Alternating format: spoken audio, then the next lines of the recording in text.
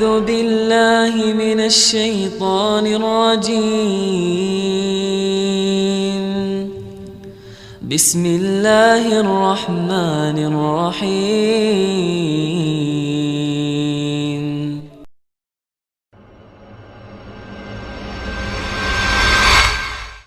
Sudah 11 bulan saya nggak punya kerjaan tetap. Nafkah yang saya berikan ke istri sangat minim sekali. Keluarga istri meminta saya untuk pisah. Akhir-akhir ini istri juga sudah tidak tahan. Istri saya bekerja. Sebenarnya kami masih saling menyayangi. Istri saya masih cinta sama saya. Ustadz, gimana saya menyikapi masalah ini? Apa saya ikuti maunya istri dan keluarga? Saat ini istri saya lagi didekati pria lain yang lebih mapan dan kaya. Salahkah saya kalau memukul pria tersebut? Karena pria itu telah mengambil kesempatan dalam kesempitan rumah tangga kami. Ustadz minta amalan atau wirid untuk melapangkan rezeki. Ini ada hubungannya sama tema nggak ini? Hah? Jawab atau enggak? Kasihan. Ya udahlah, kena malam terakhir ya.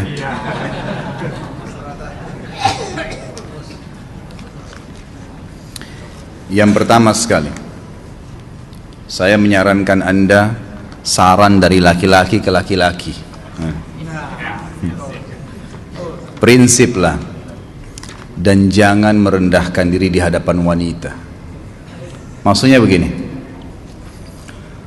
pada saat seorang wanita yang menjadi istri Anda membutuhkan Anda, tunjukkan kebutuhan kita 1000 kali daripada dia.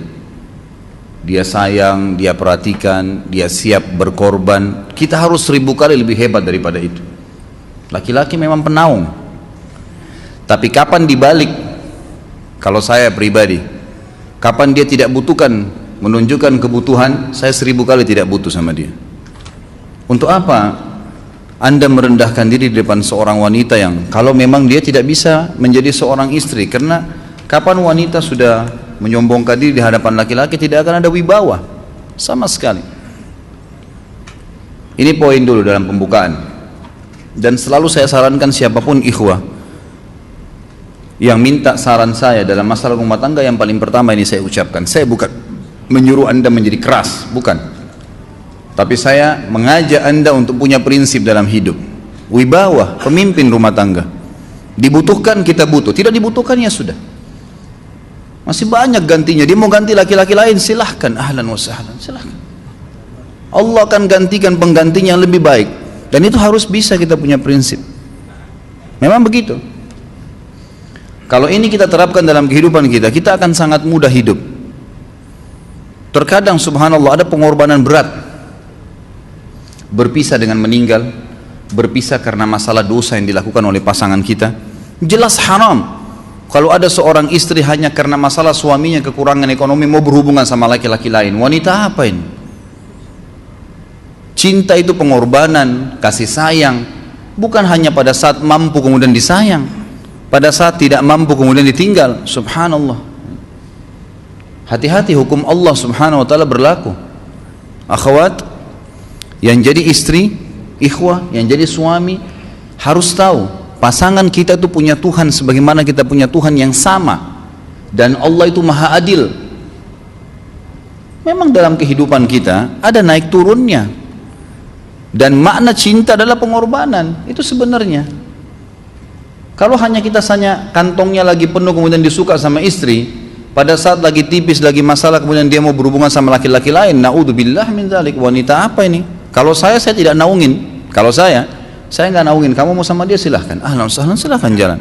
Kalau saya, istri saya sangat tahu prinsip saya. Kalau kamu merasa ada laki-laki lain yang kamu anggap baik, atau kamu mau ingin memasukkan pendapat keluargamu dalam rumah tangga saya sehingga kedudukan saya sebagai suami tidak didengar lagi, silakan pilih keluarga kamu. Tidak ada masalah. Jadi jangan jadikan sebagai beban. Oh, nanti kalau pisah saya hidupnya bagaimana? Saya melarat. Ini kenapa ini? Saya mati kalau nggak sama dia, ya mati bener nanti. Gila kalau nggak nikah sama dia, gila kalau siapa ini? Ini kenapa ini? Keluar dari bingkai hidup itu. Seorang muslim itu hidupnya mulia. Dia dihormatin, dia menghormatin. Dia dihina, tinggalkan. Gitu kan. Allah SWT tidak menyuruh kita menghinakan diri, tidak boleh. Kalau wanita ini misalnya, istri ini yang dikatakan tadi masih mencintai suaminya, dia hanya sekedar minta kerja, ya, garis bawahi kalimat ini ya, dia hanya sekedar minta kerja untuk membantu nafkah rumah tangga, ahlan wa sahlan, jempol, nggak masalah, bagus itu. Sampai suaminya mapan, itu baik.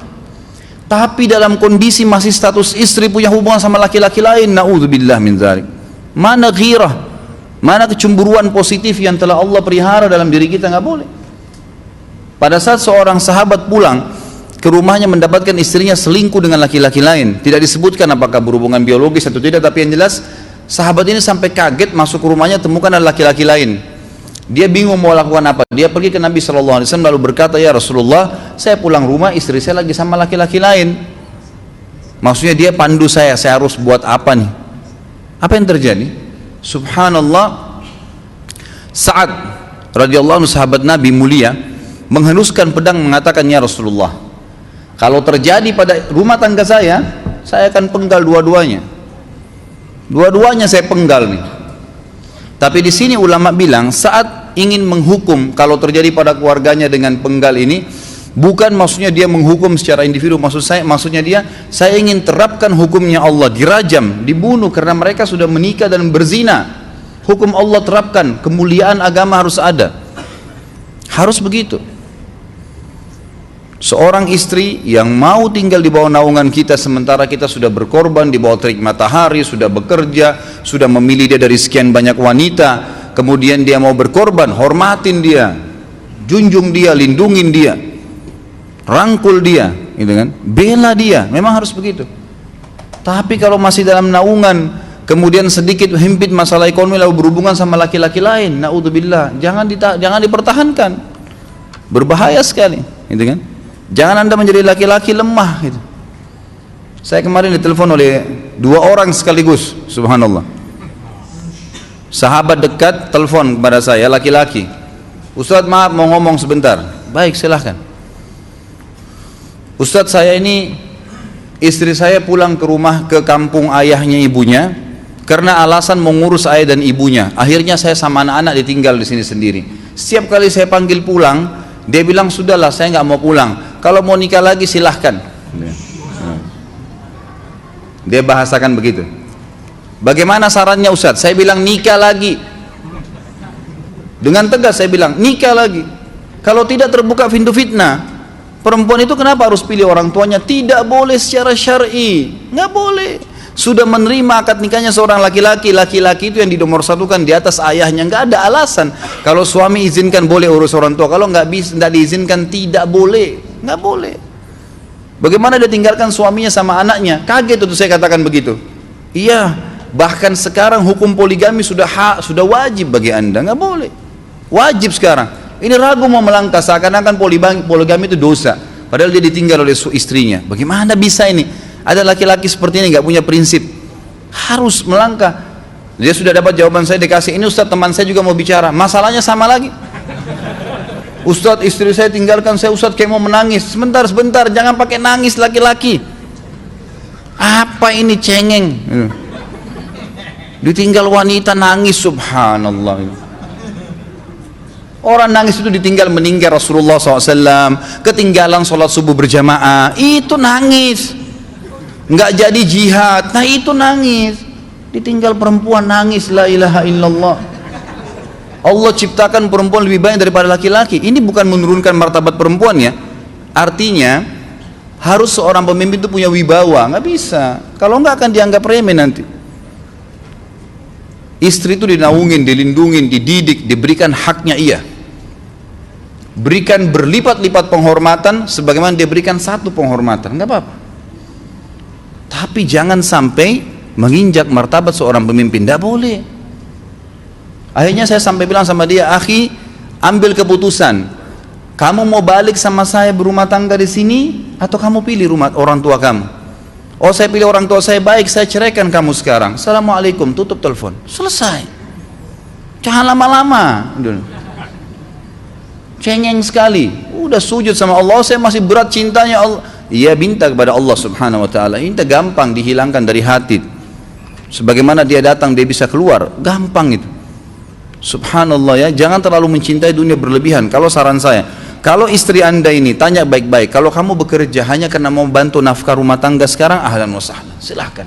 Selama pekerjaan halal, antar dia ke tempat kerjanya, muliakan dia, jaga, jemput pada saat pulang, anda pembelahnya, begitu. Tapi kalau berhubungan sama laki-laki, ada subhanallah suami depannya dia, istrinya telepon laki-laki lain dan dia menerima itu. Mana ini? Dalam agama haram, wallah haram itu hukumnya, nggak boleh. Itu namanya dayuth dalam agama. Nabi SAW mengatakan Allah melaknat dayuth. Kata sahabat, siapa itu dayuth ya Rasulullah? Laki-laki yang tidak punya cemburu terhadap pelanggaran agama yang terjadi pada istrinya. Gimana caranya? Nggak boleh ini dalam agama Islam, gitu kan? Makanya biasakan hati kita terisi dengan cinta kepada Allah SWT dan bukan cinta kepada manusia.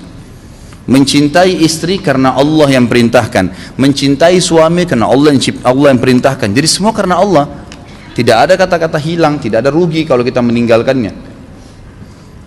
Jadi ini hal mendasar yang saya tahu, wallahu alam. Jadi sampaikan seperti itu. Kalau wirid apa? Saran saya adalah memperbanyak istighfar kepada Allah SWT. Gunakan momen musibah itu sebagai kesempatan untuk mendekatkan diri dengan Allah Subhanahu wa taala. Begitu ya. أعوذ بالله من الشيطان الرجيم بسم الله الرحمن الرحيم